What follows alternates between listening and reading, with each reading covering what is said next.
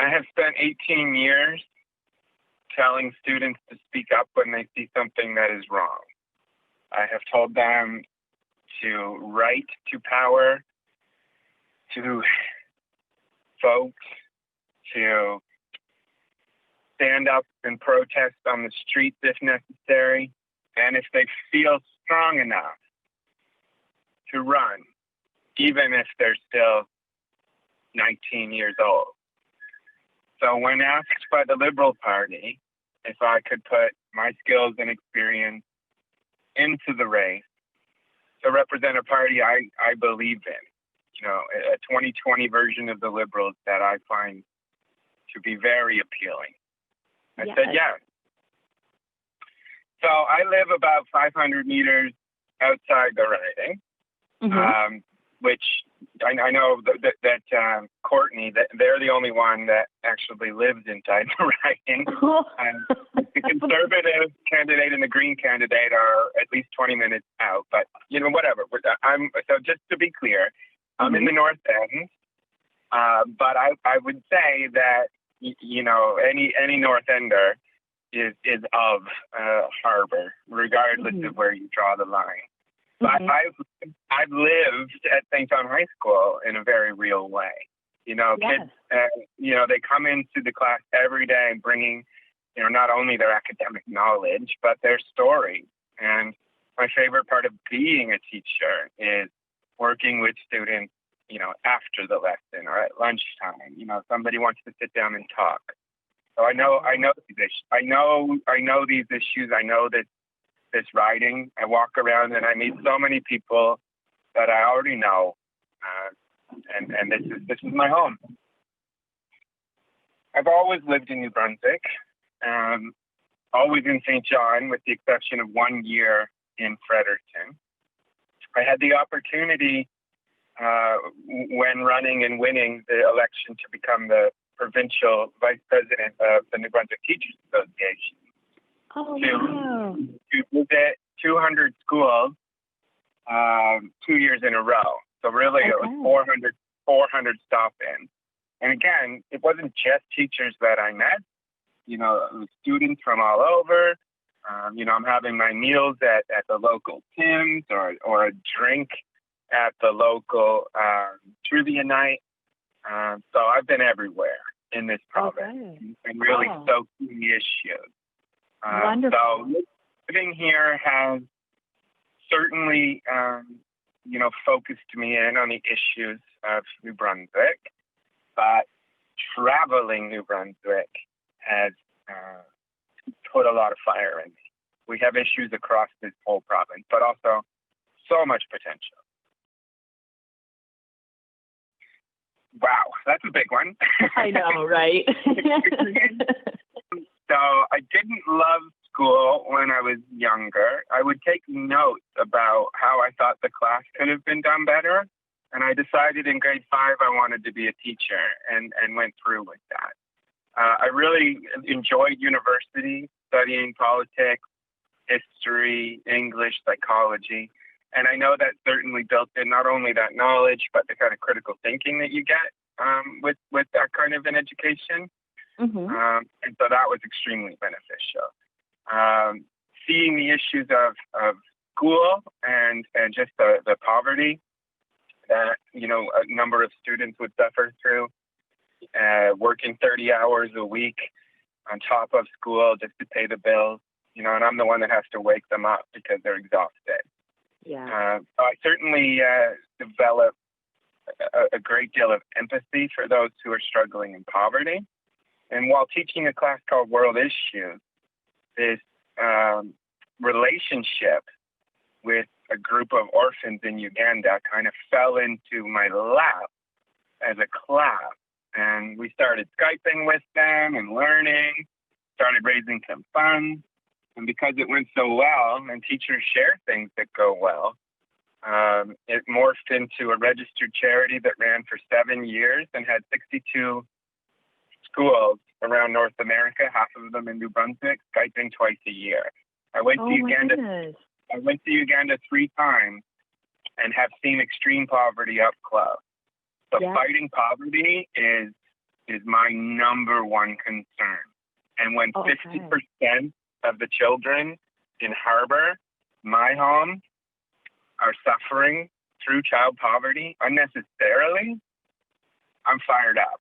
And all of that has really informed, where I'm at as a candidate.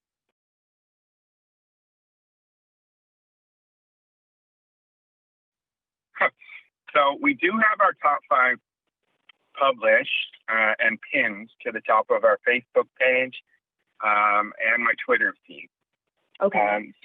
So we can, we can go there, but I can give you a short version. Yeah, that would be great. Yeah, okay. So number 1 was based off of a conversation with Don Darling and many other experts in this city who lived these issues. That's the first thing I did on this campaign, is talk to the people who really know their stuff. Yes.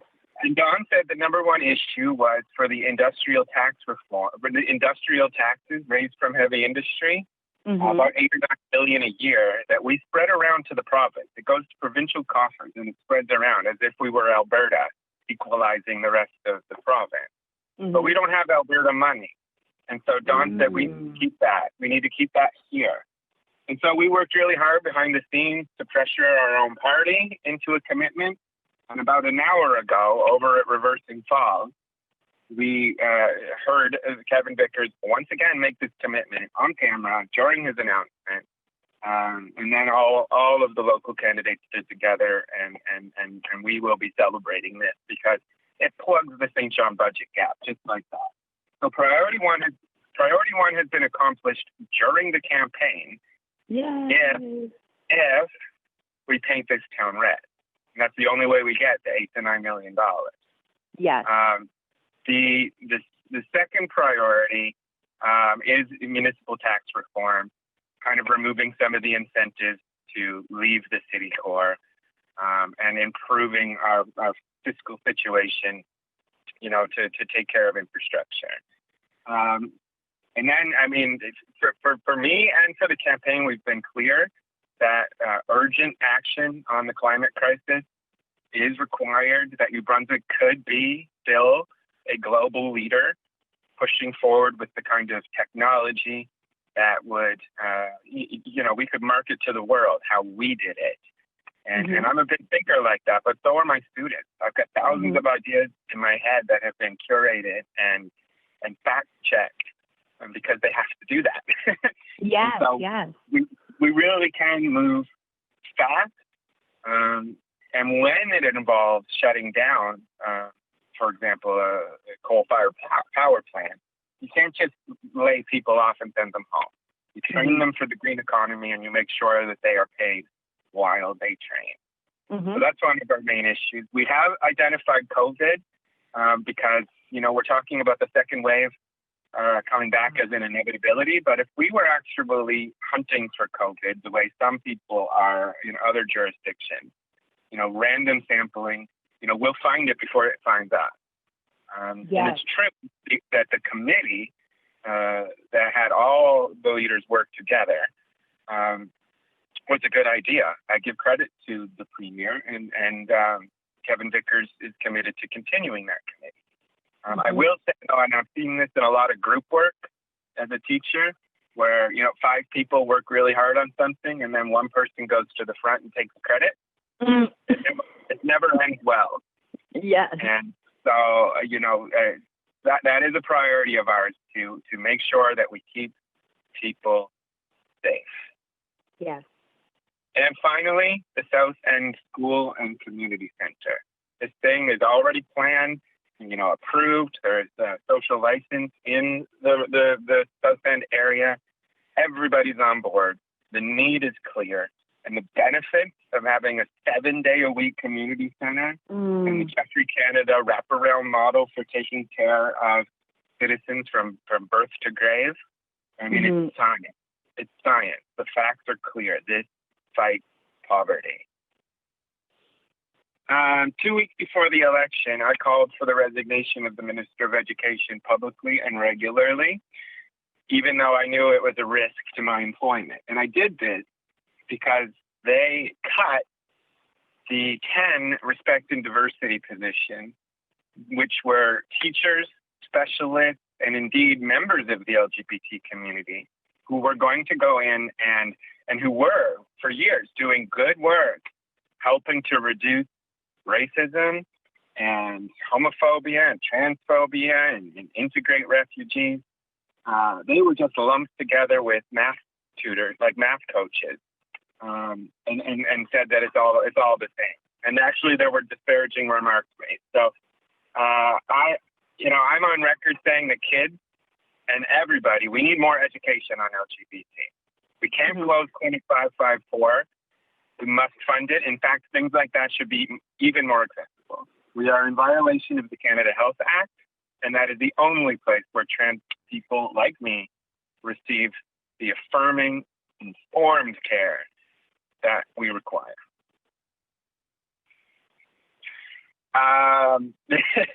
Incredibly important. I have students that wait months, and when it's somebody in a mental health crisis, they need access immediately. We don't have enough guidance counselors in our schools to deal with the doubling of anxiety and depression rates that this crumbling world and even climate crisis are helping to fuel in this supercharged pace of life. So we absolutely need to fund mental health care and destigmatize it much better. It's one of the reasons I talk about my own depression a year ago, where I missed 3 months of work. First time it's ever happened to me. The meds have really helped. One of the reasons why I'm strong enough to do this now. I love that the mayor talks about it. We all need to talk about mental health issues. As for addiction, we need a safe injection site in Harbour. This is not just me saying it. It is Dwayne Squires, president of the police union, who I spent 2.5 hours with a week ago because I had to learn. My campaign manager thought I needed to go out and meet people, and he's right, but I just couldn't stop learning from the police on this issue. Compassionate harm reduction care. It is an illness, not a choice. Well, I'm aligned with the Liberal Party platform. The announcement was clear that glyphosate will be phased out on Crown land over the next 4 years. If you ask me if I would personally like it to be a little faster, sure. But I'm comfortable that a balance has been struck here and that phasing this out over 4 years is going to accomplish a lot of good. I pressed for this after my conversation with Linnea Estefan. Not just affordable housing, but mixed income is essential. That's something Dwayne Squires and the mayor have talked about, so that we can start reducing the ghettoization that happens when people flee their neighborhood for, a nicer apartment or a suburb. The investment needs to happen here. And I'll just add to that the data is clear on people who are homeless. It actually saves the taxpayer a lot of money, like by a factor of 2, if you put a roof over the head of everyone. We should not have homelessness. It's not only immoral, but it is economically stupid.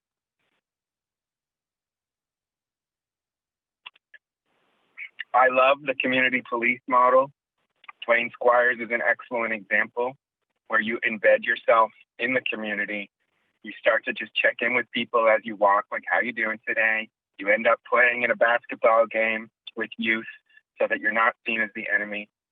And I think that's really important, because too often extremes on both sides, will paint the other as, all cops are bad, which is of course false, or protesters are terrorists and they want the police gone, which is also false. So we need to have more conversation between groups, particularly, minorities who look out into the world and see the oppression, but also find systemic issues present in New Brunswick as well.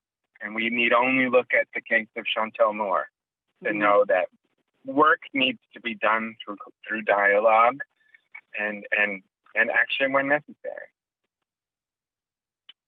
It is incredibly sad that so many victims of sexual assault, the vast majority of them being women, go unreported because They feel that it will not be pursued, that they will be judged, they will not be believed. So it's quite simple. Believe the women. And I had a conversation just a few nights ago, which was very surprising, when a woman, she was really angry and said that, women lie to get back at a man. And it was surprising. And I said, no, the statistics do not bear that out. That is rare. And we need to keep saying that it is rare. And so believe the women, support them, do not allow them to be re-victimized, and take this seriously as a police force or specialized unit. That was issue number one. Industrial taxes have to stay in the city. A Liberal government will do that. It's $8 to $9 million a year. We get our transit money back just for starters. As for municipal tax reform, I said earlier that we need to remove or reduce the incentives to leave the city core and restructure things so that we are successfully fighting child poverty. We can't do that without looking at the taxes, particularly on the super wealthy, the top 1%. My position, not a platform position, but I don't see how we do a COVID recovery, fight the climate crisis, and reduce child poverty without looking to the big heart of big bank accounts and encouraging those that hide their money to stop doing so. It might sound naive, but I think more people are led with the heart than we think. Insane now. Sundays, people can't even get to their place of work. It's a challenge to get to a voting location. And that starts to beg the question, how could a premier say no to federal funding, no strings attached, to keep our transit going? I mean, we've been lied to, and we now see the consequences. $800,000 and 13 bus drivers out of work in a city where more people rely on transit to get around than any other in the province because of the poverty. Double the child poverty rate of the nation.